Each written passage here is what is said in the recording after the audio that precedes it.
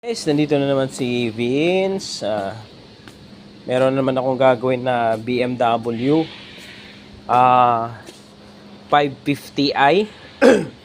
So, V8 engine po to siya, no? Ang complaint po ng customer is pag tumatakbo na siya ng mga 2 oras, nagsisignal doon sa loob na low pressure. So, oil low pressure. So, pinalitan na to ng sensor, pinalitan na rin ng oil pump. So ganun pa rin. So ngayon further inspection, sa inspection ko ito yung nakita ko. Yan to, itong valve na to. Itong valve na to guys, para to siya sa one way valve sa oil. Yan to. So, para mapigilan niya ang pressure na hindi siya bumaba.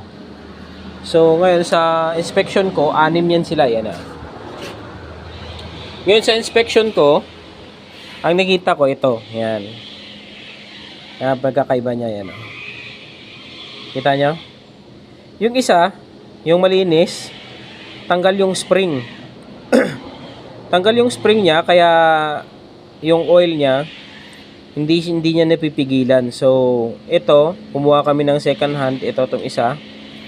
Ito yung ikakabit ko. Kasi tingnan nyo, kahit sa second hand siya, pero yung spring niya, okay pa. So, susubukan ko yung ikakabit to. Tapos iparo-road test natin. Para malaman natin kung okay ba yung ginawa natin o hindi. So, ito lang guys, ang advice ko kung napalitan nyo na lahat. Tingnan nyo itong mga valve na to.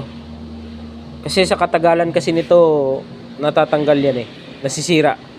At kalimitan nito guys, ito, nababasag to, itong plastic. So, much better nga dapat palitan to eh. Kaya lang, ewan ko, sabi ng manager ko, palitan daw ng second hand. So, wala tayong magawa. Sunod lang. So, ito lang ma-advise ko guys yan. Check nyo to. Dito yan sa location niya. Yan. Yan. Diyan ang location niya. Yan. Magkabilaan yan, tatlo-tatlo. Kabila din. So ito lang guys, and thank you. God bless.